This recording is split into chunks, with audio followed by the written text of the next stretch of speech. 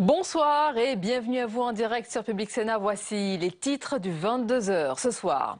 Folle journée autour de la représentation de Dieudonné à Nantes. Le Conseil d'État saisi en urgence par Manuel Valls interdit finalement la tenue du spectacle, invalidant la décision du tribunal administratif rendue dans la journée.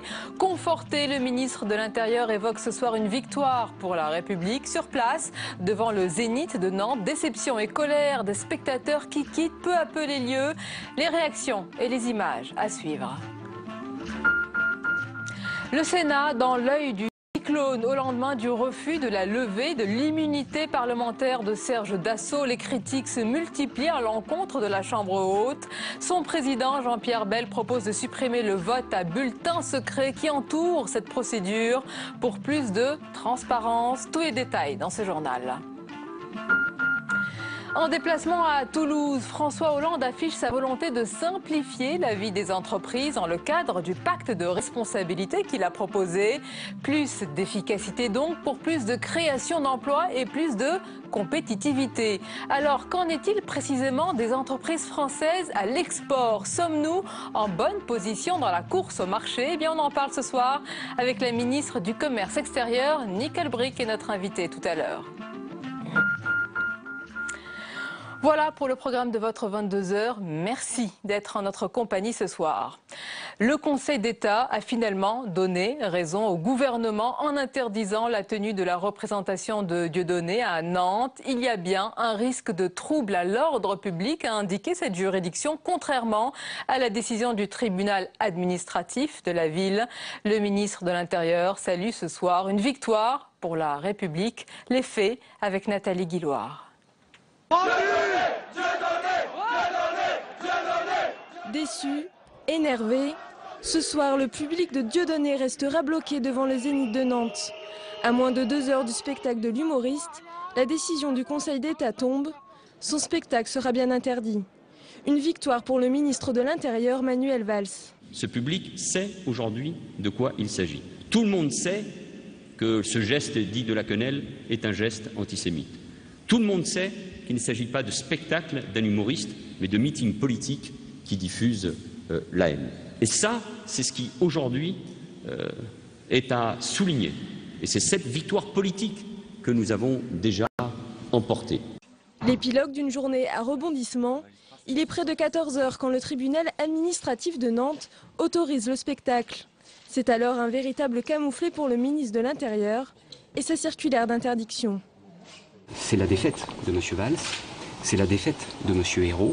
Il faut qu'ils en prennent acte, bien évidemment, et qu'ils tirent toutes les conséquences de cette situation. Cela pose quelques questions au niveau de l'État, lorsque depuis 15 jours, on ne s'occupe que de Dieudonné. La réponse du ministre de l'Intérieur, qui a fait de l'interdiction des spectacles du polémiste son cheval de bataille, ne se fait pas attendre.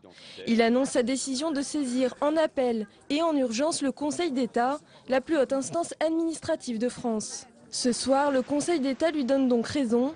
C'est la première fois que le spectacle de Dieudonné est interdit.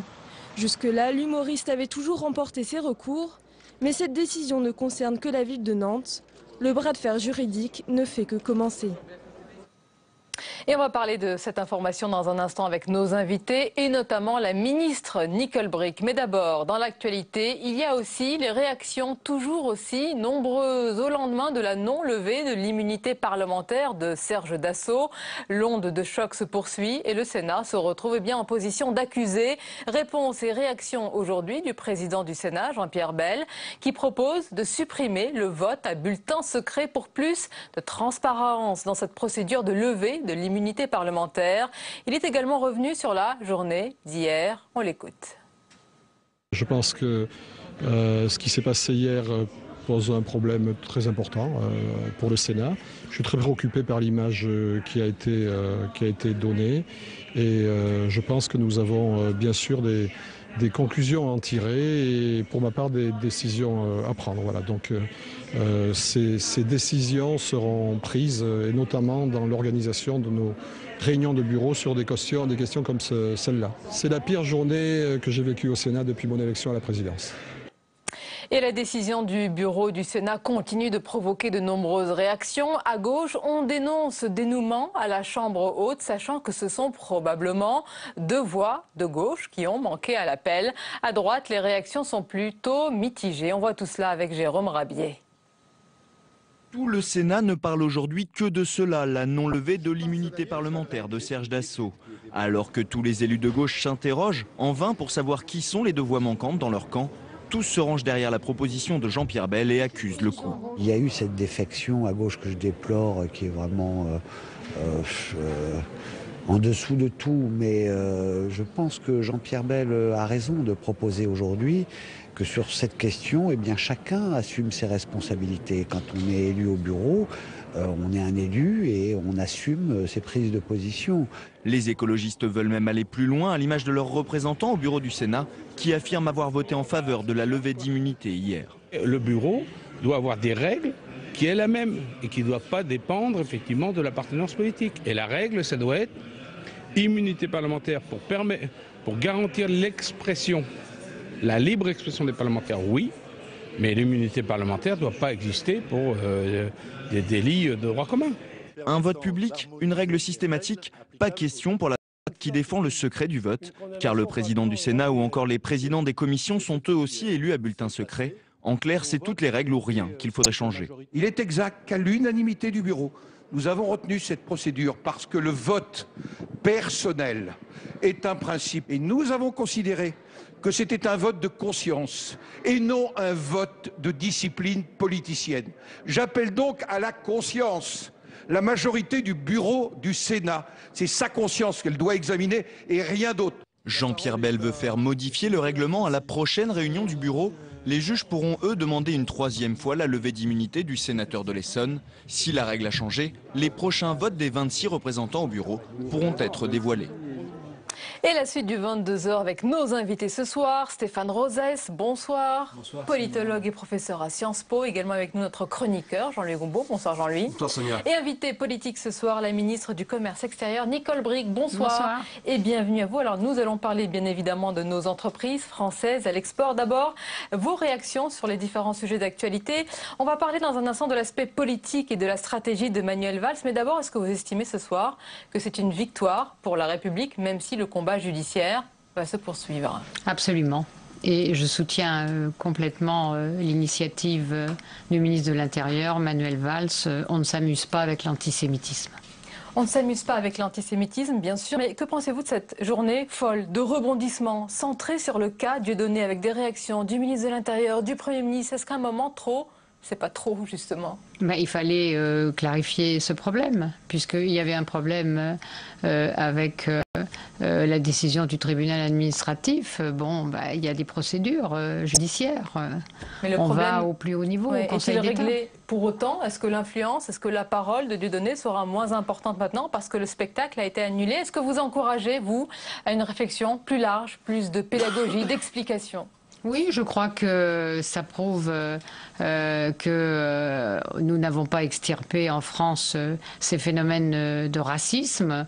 Et je crois qu'effectivement, il faut faire de la pédagogie. J'écoutais Jacques Lang qui rappelait que quand il était ministre, il avait demandé que dans tous les lycées de France, on programme le film magnifique La Shoah. Eh bien, je crois que c'est de la pédagogie de fond qu'il faut faire, c'est clair. Et donc, le ministre de l'Éducation, Vincent Peillon, devrait peut-être se saisir aussi de la question? Pourquoi pas?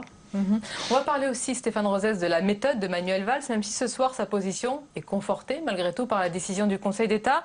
Cela a quand même provoqué la critique même au sein de sa famille politique. La méthode a dérangé.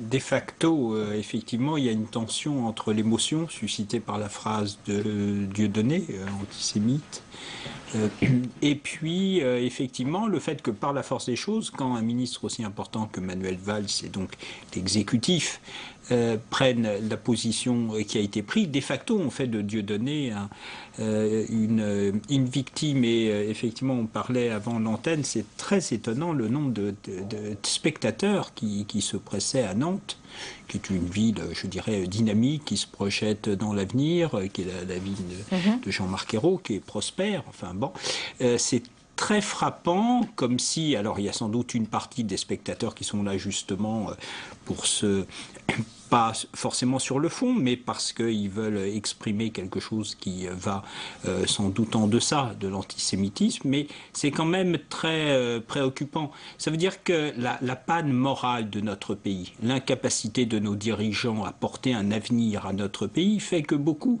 vont chercher dans le passé des sortes de disputes mémorielles avec des mélanges totaux entre, par exemple, antisionisme et antisémitisme qui mêleraient une forme d'ultra-gauche et d'extrême droite. Donc il y a un malaise dans ce pays. Selon vous, il y a un vide idéologique, il y a une responsabilité des politiques dans une incapacité de porter le destin de la France, de dire où va la France, et dans l'idée que finalement, non seulement l'avenir n'est pas meilleur, mais les valeurs républicaines qui nous fondent ne seraient pas suffisamment fortes. Et je reviens sur la méthode, hein, Manuel Valls, pour finir sur ce sujet. Nicole Bricq, il prend des risques, des initiatives, mais il impose également son tempo. Vous avez sans doute entendu ces critiques au sein de votre famille politique. Elles sont légitimes parfois à son encontre? Je ne les partage pas. Il est ministre de l'Intérieur. Mais vous les avez entendues donc? Il est ministre de l'Intérieur et il occupe son poste pleinement. Alors, autre sujet, aujourd'hui, et c'est suite à la décision donc hier de la non-levée de l'immunité parlementaire de Serge Dassault, le sénateur et avionneur. Vous avez été sénatrice. Qu'est-ce que vous pensez de la situation du Sénat qui se retrouve aujourd'hui dans l'œil du cyclone? Et il se trouve que j'étais au Sénat ce matin, puisque je venais parler du traité transatlantique. J'y suis restée jusqu'à 12h30 et je suis revenue ensuite pour les séances de questions d'actualité. Et j'ai pu constater que cette affaire très malheureuse agitait beaucoup, créait beaucoup d'émotions au Sénat. Mais je ne voudrais pas que ce vote malheureux, je le répète, entraîne la disparition de l'immunité parlementaire. Parce que je crois qu'il faut, au-delà de l'émotion, appeler la raison. S'interroger sur le sens. Qui appelez-vous à la raison? Tout le monde. S'interroger sur le sens de l'immunité parlementaire. Quelle est son origine? Elle est là pour assurer l'indépendance de la justice et du Parlement. Mais en même temps, c'est vrai qu'elle peut se confronter à un désir montant de faire en sorte que les parlementaires soient traités comme des citoyens. Mais il faut réfléchir à cela. Il faut réfléchir au sens que l'on veut donner à l'immunité parlementaire plutôt que d'aller jusqu'à dire il faut la supprimer. Non, ça c'est un geste commandé par l'émotion. J'appelle à la raison. Vous appelez à la raison. Vous auriez été encore sénatrice face à ce cas de Serge Dassault, donc c'était un vote à bulletin secret. Vous auriez réfléchi en votre âme et conscience, vous n'auriez pas forcément prononcé contre parce que c'est un sénateur. Non, je crois qu'il fallait se poser la question, comme la plupart l'ont fait, du reste, en conscience, certainement, par rapport à des faits. Oui, mais vous dites avérés.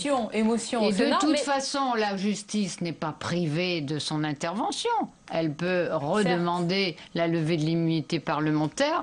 Et j'ai même entendu que l'avocat de M. Dassault s'était exprimé hier en disant qu'il était à la disposition de la justice. Alors il peut être entendu. Mais vous avez dit émotion et Sénat, mais à l'extérieur, c'est l'indignation. Vous avez vu ce qu'il y a sur les réseaux sociaux? Est-ce que le Sénat s'est tiré une balle dans le pied? Est-ce que ça n'arrange pas le Sénat, ça c'est clair. Ça jette un discrédit sur l'institution et c'est en cela que c'est vraiment malheureux. Ça c'est vrai, il faut le constater. Les réactions sont vives. Mais j'appelle à la raison. Vous appelez à la raison, on l'a bien entendu. Alors, autre actualité, on va parler avec Jean-Louis Gombault, c'est le déplacement à Toulouse, Jean-Louis, de François Hollande aujourd'hui, qui câline les entreprises. Il faut simplifier leur vie, faciliter les procédures, enlever la paperasse, les aider, les accompagner. L'objectif, Jean-Louis Gombault, aujourd'hui, clairement affiché, c'est ça va passer par les entreprises. Oui, c'est vraiment... Alors, est-ce qu'il s'agit d'un tournant de la politique de M. Hollande ou plutôt d'une confirmation d'une inflexion donnée? En tout cas, c'est une accélération, c'est-à-dire, effectivement, l'idée que jusqu'à présent, le président a été surtout concentré sur les questions des finances publiques, la baisse du déficit, dont nous avons ici beaucoup parlé, et là, il se trouve qu'il voit bien que seule l'entreprise va permettre de résoudre un certain nombre de problèmes qui se posent à la France. Dans une interview que donne demain Laurent Fabius au journal Les Échos, il dit on ne réduira pas le chômage s'il n'y a pas un retour de la croissance. Et ce sont les entreprises. Il revient sur le même thème que François Hollande va sans doute développer la semaine prochaine dans sa conférence de presse. Alors le débat, Nicole Bricq, souvent relayé d'ailleurs par les commentateurs sur le virage, le tournant, le visage social-libéral du président, vous ne l'avez pas, parce que vous le savez déjà. Il a toujours été social-libéral, n'est-ce pas? Il est le président de tous les Français. Certes, et oui. Ça, c'est de la langue de bois. Non, ça a un sens. Quand on est président de la République, on s'occupe du pays. On s'occupe du sort de la France et des Français. Bon, on oublie pas forcément ce que l'on est, mais on s'occupe de tout le monde. Et on a un problème en France. On a un problème de compétitivité et le président, lors de ses vœux, a confirmé le choix qui avait été fait à l'automne 2012 et qui venait à la suite du rapport Gallois et qui avait été décliné, le premier acte, dans le pacte de compétitivité qui va produire ses effets en 2014. Et c'est vrai qu'il y a une accélération, parce que l'année 2014 est une année charnière. Une accélération, peut-être pas un virage, mais il y a une accélération parce que l'année 2014, après une année terrible en 2013, c'est l'année où on est dans la reprise, on est en tête dans la reprise, nous, la France, où on n'y est pas. Et moi, je ne veux pas que mon pays reste à quai. Alors, on va en parler, mais sur cette accélération, cette mise ou ce virage, Stéphane Rosas, il va peut-être faire mentir l'adage du cardinal de Retz, François Hollande. On peut sortir de l'ambiguïté sans que ce soit à nos dépens, ou à ses dépens plutôt. Oui, en tout cas, l'adage n'est pas du tout adapté parce qu'on peut rester dans l'ambiguïté sur les questions tactiques, mais pas sur les questions stratégiques. Et effectivement, en fait, lors de la primaire socialiste comme lors de la campagne, François Hollande est déjà dans une politique de l'offre.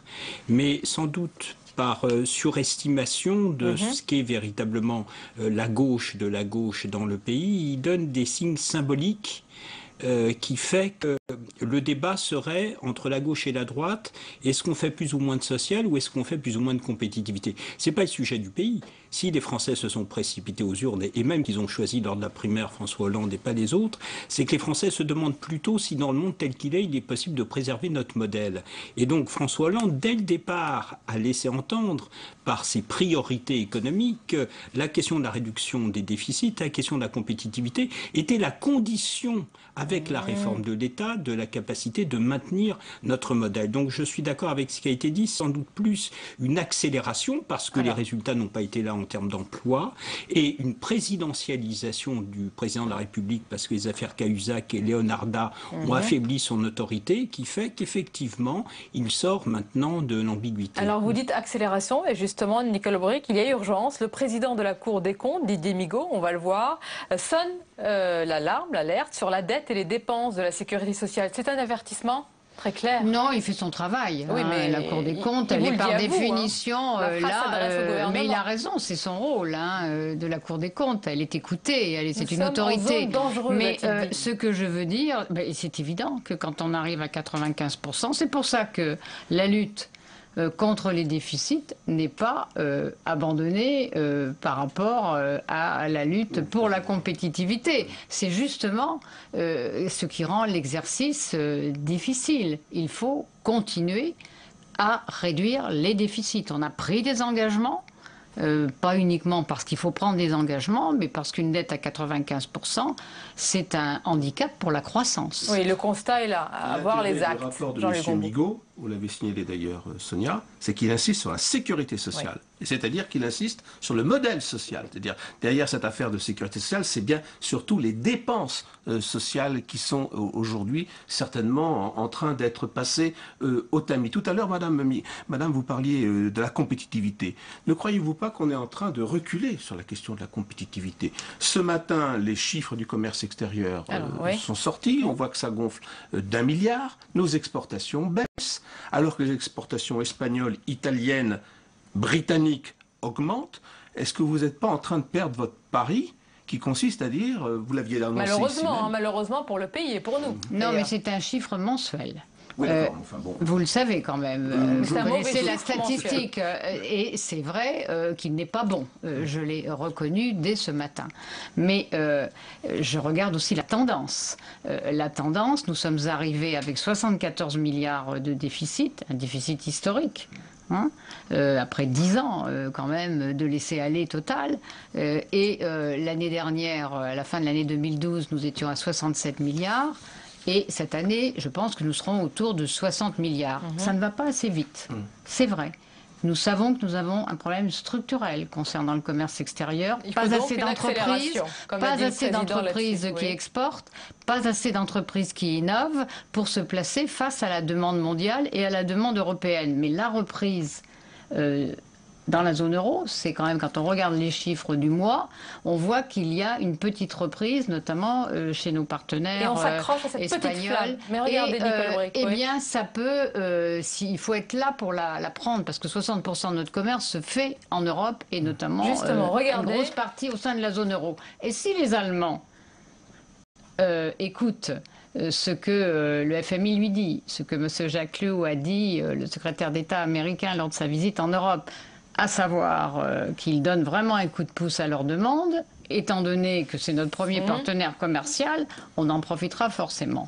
Donc il faut aussi qu'on soit dans ce train de la reprise. Ça me paraît essentiel. Non, pas attendre, espérer, il faut agir. Nicole Bricq, regardez cet état des lieux du commerce extérieur. C'est un coup de projecteur également sur votre mission délicate. Et on voit tout cela avec Mounir Soussi.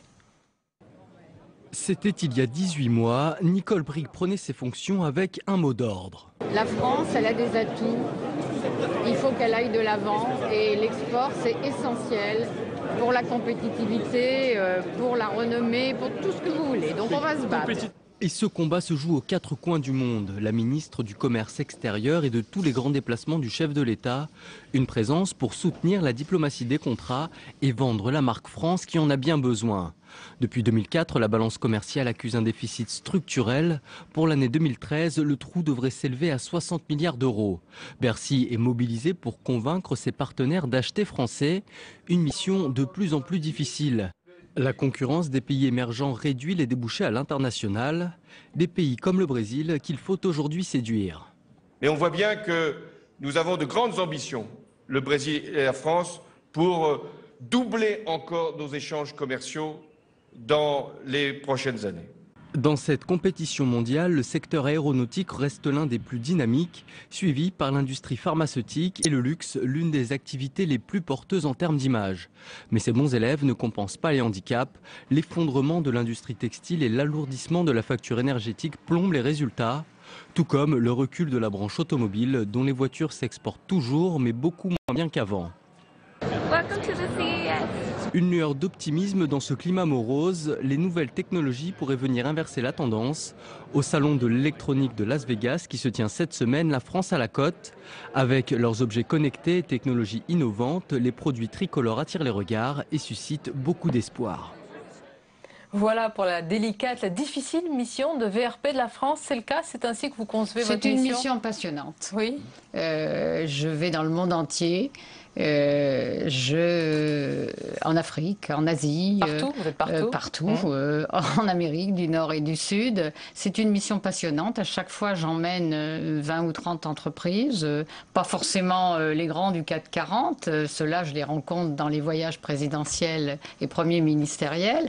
Mais je me bats pour elles. Elles le savent. Je suis disponible. J'essaie de convaincre et surtout de leur donner cette énergie. Elles l'ont, bien sûr. Mais encore plus d'avantages. On n'en a pas assez. Mais votre mission est tellement passionnante que d'autres collègues empiètent sur votre territoire, sur votre terrain. Et on le lit, alors vous allez nous le confirmer, on le lit notamment dans Le Monde aujourd'hui. C'est le VRP Laurent Fabius qui vous irriterait. Est-ce que c'est le cas? Est-ce qu'il en fait trop dans sa diplomatie économique? Il ne mérite pas, il est le chef de la diplomatie.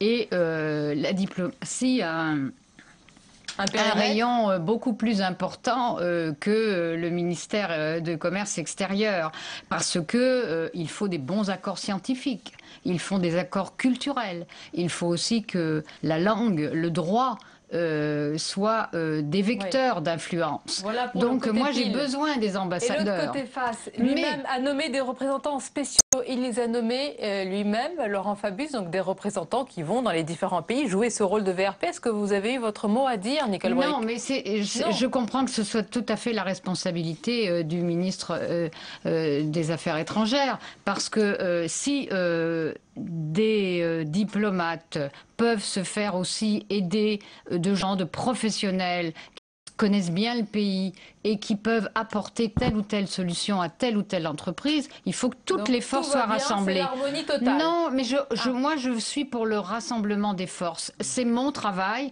et ça fait partie notamment de l'attractivité aussi de la France d'être soudée à l'export. Et c'est vraiment mon souhait qu'on le soit le plus possible. Oui. Oui, Stéphane Rosès. Oui, d'autant, avant de poser la question à Madame Bricq, d'autant que le Quai d'Orsay n'était pas jusque-là réputé quant à son dynamisme en matière économique, quant à la capacité de la France à répondre même aux appels d'offres internationaux. Un rapport fait par Nicolas Tanzer était très critique à l'égard du Quai d'Orsay, rapport fait il y a 2-3 ans. Mais je voulais vous poser une question, Madame Bricq. Ce qui est très étonnant dans les études internationales, c'est que les leaders économiques et d'opinion ont une vision positive majoritairement de la capacité de la France à tirer parti positivement de la mondialisation, alors qu'on le voit bien sur l'investissement, sur le dynamisme des entreprises. Les Français sont plutôt en rade. Alors comment expliquez-vous ce hiatus entre une image de l'étranger meilleure? La réponse assez rapidement, il nous reste quelques secondes. Moi j'avais été très intéressée par une enquête qui revient tous les 3 ans, qui est faite au niveau de... qui est une enquête de l'Union européenne. On pose la question... est-ce que vous êtes favorable aux échanges? Les Français répondent majoritairement oui. Deuxième question, est-ce que vous pensez que la France a sa place? Les Français répondent non.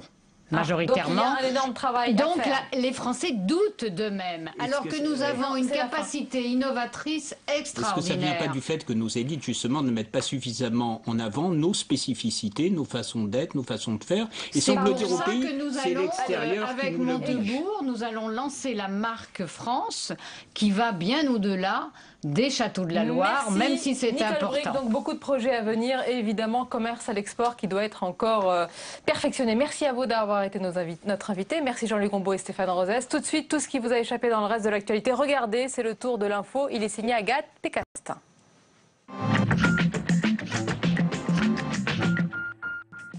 Près de 1200 emplois supprimés à la Redoute. Dans la matinée, la direction du groupe a présenté son plan de reprise. Des suppressions prévues sur 4 ans, privilégiant les pré-retraites et les plans de départ volontaires. Pour les près de 2700 salariés français, le sentiment de trahison domine. On s'attendait à ce qu'il y ait des suppressions d'emplois qui nous soient annoncées, mais pas un tel chiffre, là, parce que là, on est quand même à 50% des effectifs en moins. Donc on a 1178 suppressions d'emplois d'ici à 2017. Et on nous dit que la nouvelle unité industrielle tournerait avec 550 salariés, alors qu'aujourd'hui, elle tourne avec près de 1300 personnes. Autre entreprise, autre plan, les salariés de Maurice Ducrot ont été informés du détail des 4 offres de reprise. Celle d'Arcol Industrie, principal actionnaire du groupe, prévoit de sauver seulement 1900 emplois sur 5000. Une proposition insuffisante pour les syndicats. Le tribunal de commerce de Pontoise rendra son verdict le 31 janvier. Le travail dominical n'a pas fini de faire débat. Les négociations entre les syndicats et les enseignes de bricolage ont débuté ce matin pour déterminer quelles seront les contreparties. Au cœur de la polémique, le décret du gouvernement autorisant les magasins à déroger provisoirement au repos du dimanche. Une autorisation qui court jusqu'au 1er juillet 2015 dans l'attente d'une nouvelle loi. Pour les organisations syndicales, un principe prime, le volontariat et la majoration de salaire. Un salarié pourrait se porter volontaire pour travailler le dimanche et pour éviter les problèmes d'obligation à l'embauche du travail du dimanche, pouvoir après un préavis par exemple de 15 jours ou pourquoi pas éventuellement plus ou moins, revenir sur sa décision de travailler le dimanche. Les parties ont 2 jours pour parvenir à la signature d'un accord. Je viens de présenter la démission du gouvernement que j'ai dirigé pendant 10 mois environ. Avec cette démission, le Premier ministre tunisien se conforme à un accord conclu en décembre dernier. Le parti Enarda avait accepté de céder le pouvoir à un gouvernement intérimaire apolitique après l'adoption d'une nouvelle constitution. Objectif, résoudre la crise politique dans le pays. Le ministre sortant de l'Industrie, Mehdi Djoma, sera appelé à former un cabinet d'indépendants. Il pourrait devenir le 5e chef de gouvernement depuis la révolution de 2011.